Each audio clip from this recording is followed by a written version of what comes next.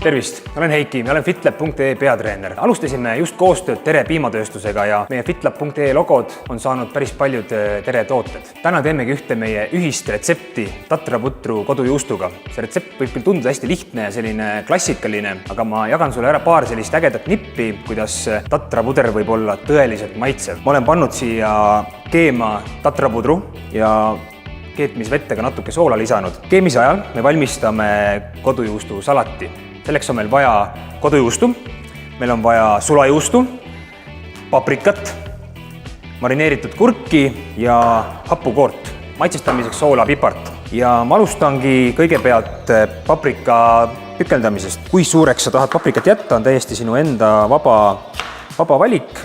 Ja paprikat tegelikult võid panna nii palju, kui sa vähegi soovid, nii palju, kui hing ihkab. Nüüd selle paprika paneksingi juba kaussi. Võtan marineeritud kurki ja tükeldan täpselt samamoodi ära, nagu ma tegin ka paprikaga.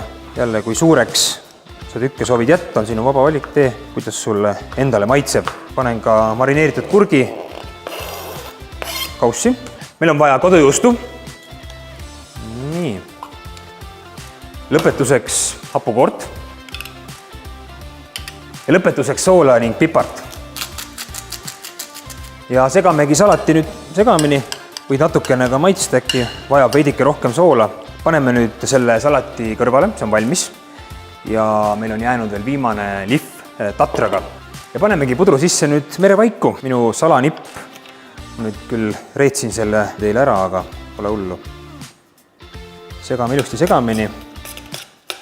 Päris korralikult segada, et need merevaigu tükid, sulajuustu tükid korralikult siin ära sulaksid. Ja ongi tatrapuder ka valmis, nii et viimane aeg serveerida.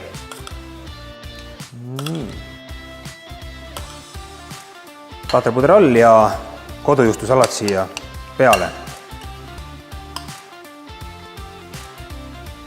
Midagi rohelist oleks ka vaja, nii et võtame siit ühe tüümiani oksa ka.